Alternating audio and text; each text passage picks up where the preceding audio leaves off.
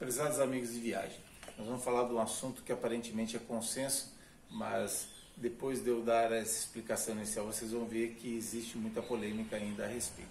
É o aquecimento ou, melhor dizendo, atividade pré-treino. Já vou dizer por que melhor dizendo. Que aquecimento é toda atividade que, por definição, eleva a temperatura corporal.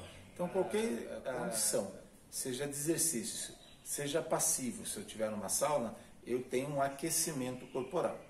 E isso tem sido utilizado há décadas como uma prerrogativa para anteceder a atividade física. Porém, já chamando a atenção, muitas vezes as pessoas fazem alongamentos antes da atividade física e consideram isso um aquecimento. Alongamento não é aquecimento porque ele não preenche esse requisito de subir a temperatura corporal. E se não há aumento da temperatura corporal, por consequência, não é um aquecimento. Ele pode ser caracterizado como uma atividade pré-treino. Mas qual a importância do aquecimento? E isso é que nos traz aqui conversar com vocês. E os exemplos que a gente tem na sequência no vídeo são para dar uma condição de eu ter opções diferentes de aquecimento para objetivos também complementares ou diferentes, ou enfim, eu tenho N opções da minha atividade física e o cardápio que eu vou escolher vai estar baseado no resultado que eu quero obter.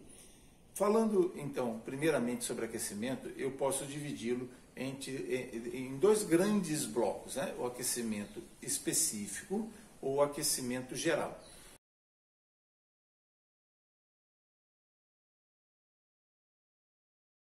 O aquecimento específico, pela própria definição, é quando eu faço o movimento ou algo parecido com o movimento que eu vou desempenhar.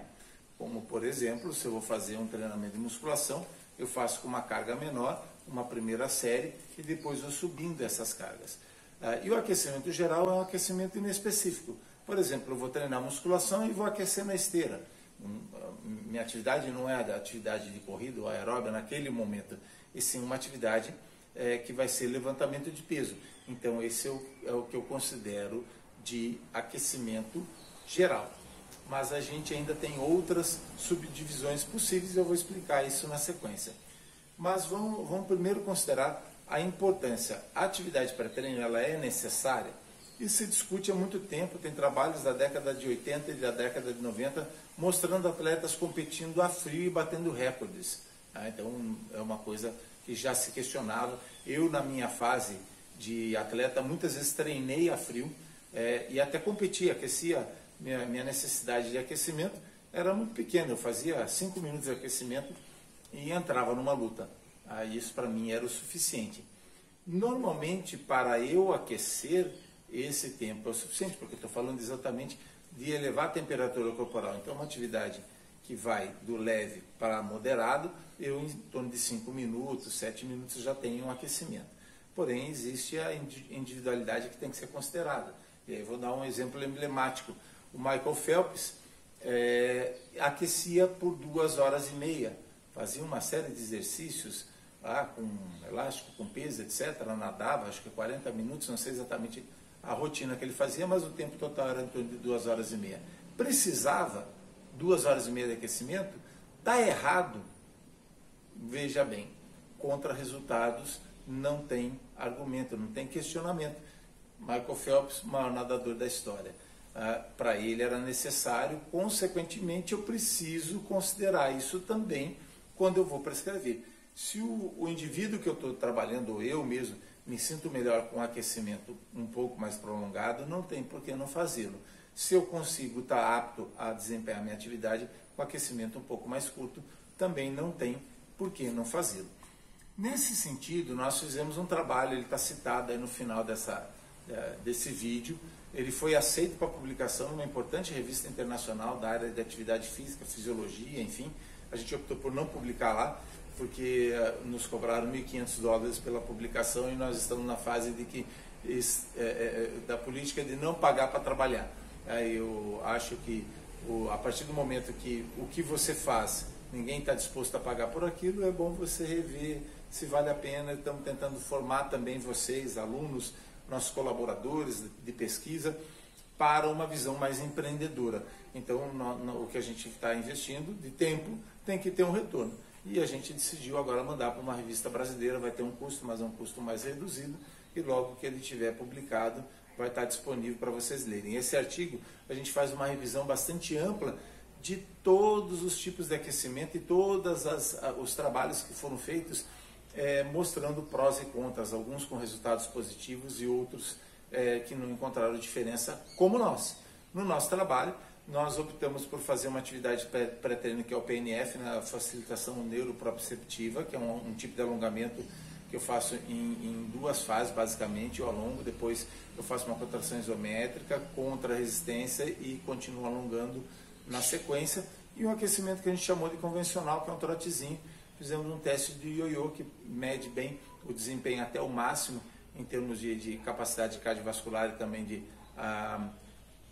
tolerância à anaerobiose, e medimos aí as variáveis e o desempenho não mudou, mesmo que a gente tendo feito isso em 4 momentos diferentes. Então depois você pode ler e aprofundar um pouco mais a esse respeito. Mas vamos lá, ainda categorizando os aquecimentos, nós temos mais subdivisões possíveis.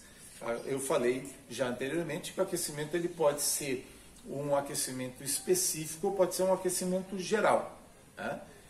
Eu ainda posso utilizar, e aí eu vou preferir essa definição, de pré-treino, uma preparação para o treinamento, porque aí eu tenho outras subdivisões possíveis e aí o alongamento entra. Algumas pessoas se sentem bem alongando, está errado? Nenhum problema desde que você não faça atividade forçada de alongamento, porque já os estudos mostram que o seu nível de potência e força cai e aumenta a chance de lesão. Mas enfim, outra atividade para treino é o aquecimento propriamente dito, tá? Que aí, de novo, eu dividi em aquecimento geral e específico, e ainda eu posso subdividir em aquecimento passivo e ativo. Significa o quê? Que do aquecimento ativo ele pode ser o geral ou o específico, e o aquecimento passivo pode ser uma sauna, pode ser uma água quente, qualquer outra abordagem que eu faça para elevar minha temperatura corporal. O que um estudo mostrou, acho que é em torno de 40 homens que eles pesquisaram, está citado nesse artigo, leiam lá e peguem as informações em detalhes, mas enfim, quando eles compararam os indivíduos que foram imergidos numa água quente com o aquecimento convencional, o aquecimento corporal, não havia diferença no desempenho. Então, novamente, como eu falei no início, isso aqui é consenso, aquecimento. Não é bem assim. Vamos um pouquinho mais devagar, porque tem mais informações aí e a gente precisa saber do que está falando. Eu ainda não tenho isso claro, e eu posso optar por esse tipo de aquecimento. Eu, em particular, não gosto, vou dar a minha opinião. Eu, por exemplo, se fizesse uma sauna, a tendência do relaxamento, etc., e gasto da energia não me ajudaria na atividade. Mas para algumas pessoas, como nesse estudo, parece ter funcionado. Então isso você também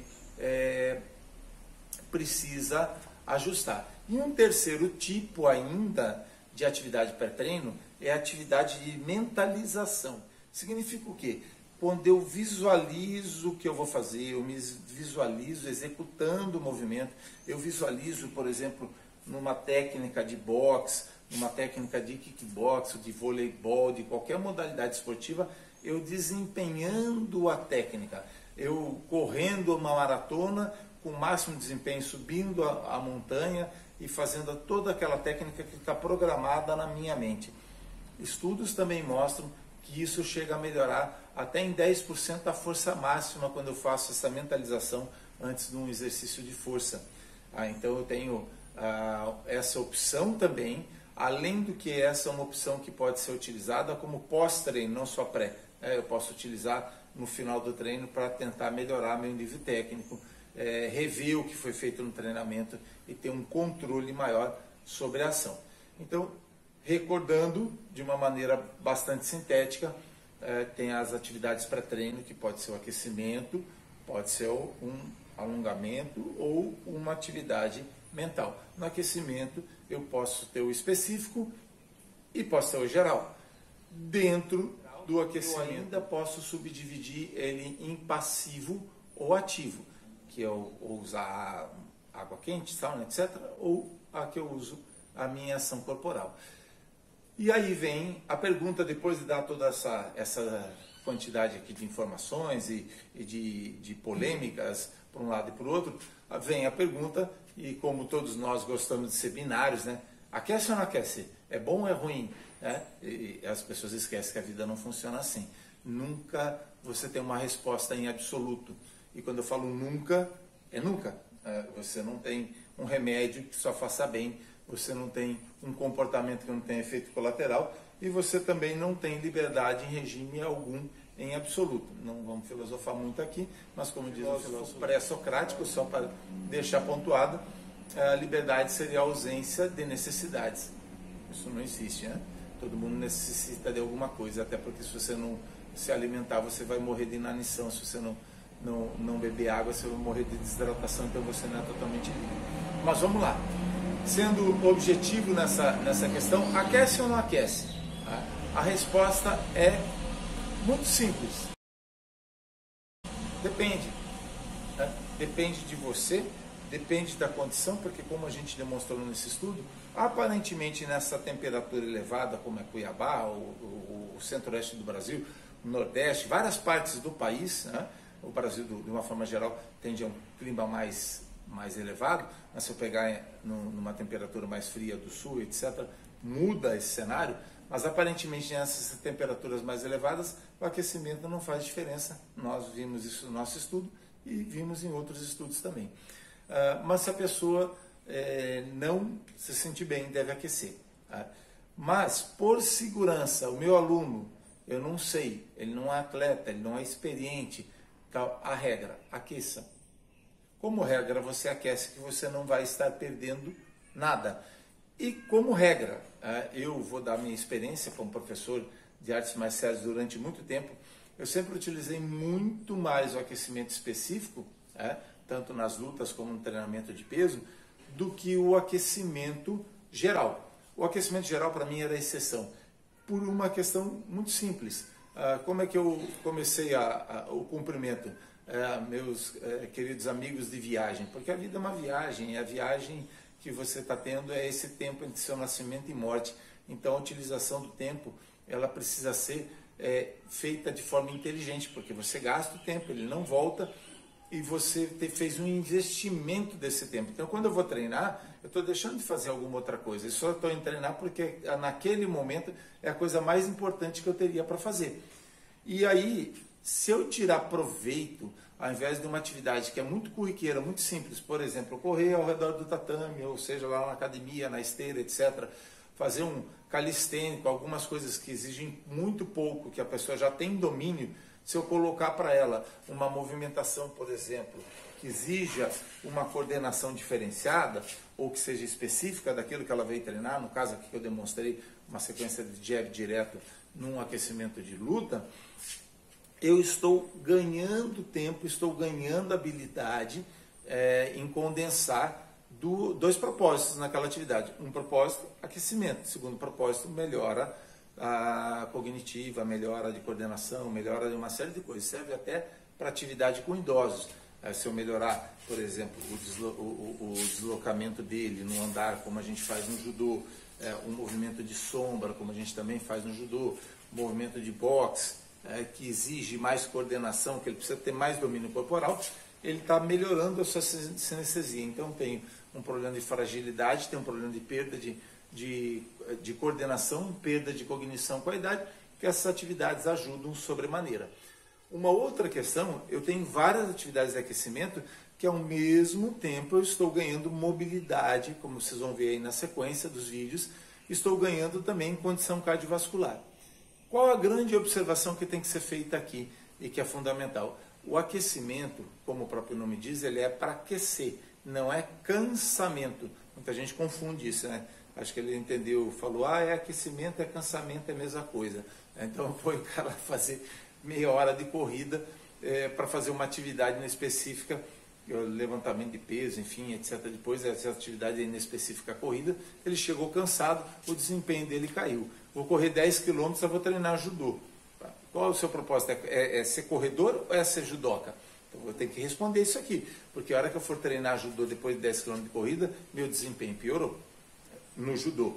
Então, o que eu estou querendo com aquele treinamento? Tem que ser inteligente para responder isso. Então, o aquecimento ele tem uma prerrogativa. A intensidade ela deve ser ou baixa ou curta o suficiente. O que isso significa? Ou baixa. Eu estou fazendo uma movimentação aqui de jab direto.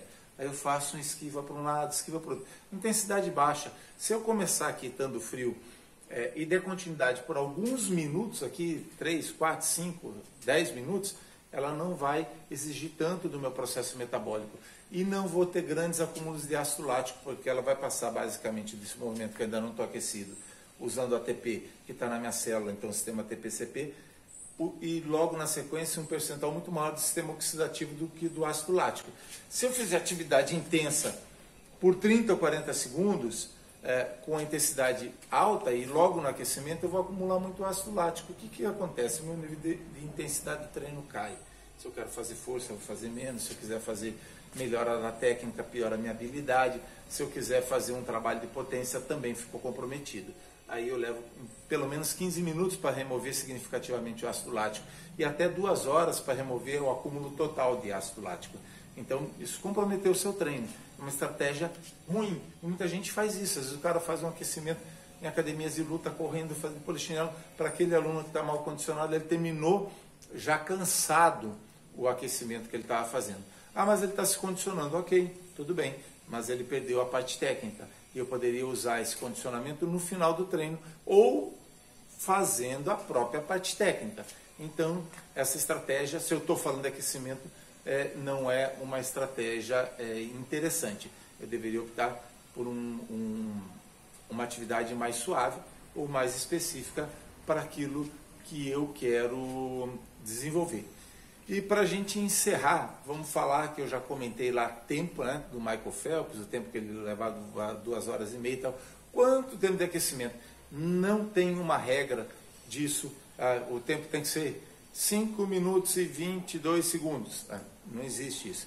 Mas eu vou dar uma referência para vocês. Em 3 minutos, eu tenho a predominância da atividade oxidativa no meu sistema de produção de energia. Então, o aquecimento deveria durar 3 minutos ou mais.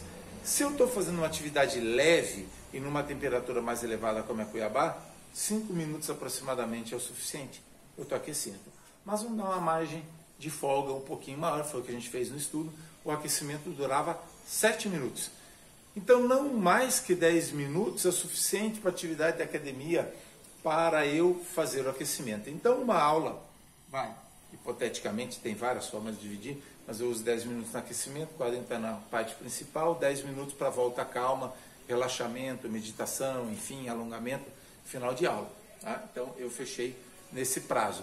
Não preciso mais que esses 10 minutos. Ah, mas eu sinto necessidade de aquecer um pouco mais. Ok, particularidades você vai tratar como o próprio nome diz, uma particularidade. Mas a regra, você pode se ater a essa condição de aquecimento até 10 minutos. Faça o aproveitamento já do aquecimento mais voltado para a parte específica.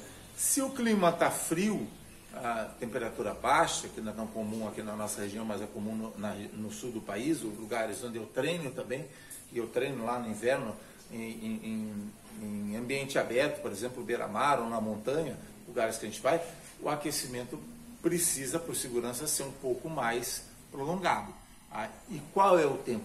Normalmente de 15 a 20 minutos eu consigo também esse aquecimento. E aí o que eu faço? Como está sendo mostrado aí no vídeo na sequência, eu vou subindo a intensidade do aquecimento. Eu tenho aquecimentos, ainda estou considerando aquecimento, mas já entra numa sobreposição, nada é só aquilo, né? Quando estou fazendo aquecimento, eu também estou melhorando outras condições, como eu acabei de falar, de coordenação, etc. E conforme eu vou subindo a intensidade, eu posso também atuar na parte cardiovascular, trabalhar um pouco de força, trabalhar a isometria e assim por diante. Então, essas são algumas condições e regras que eu vou utilizar do meu aquecimento.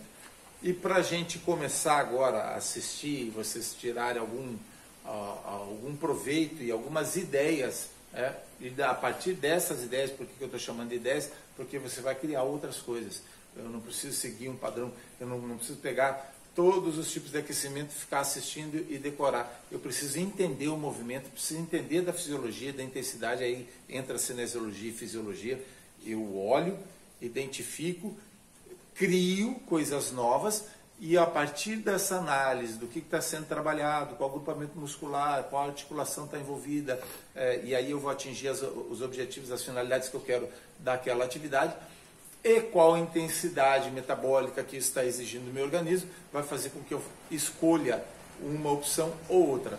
Essa é a nossa função de análise, essa é a nossa função de conseguir interpretar, julgar, avaliar aquilo que está sendo feito e criar coisas novas. Feito isso, assistam, analisem e desenvolvam suas próprias atividades, seus próprios conceitos. Continuem aí e no final, muito obrigado pela atenção.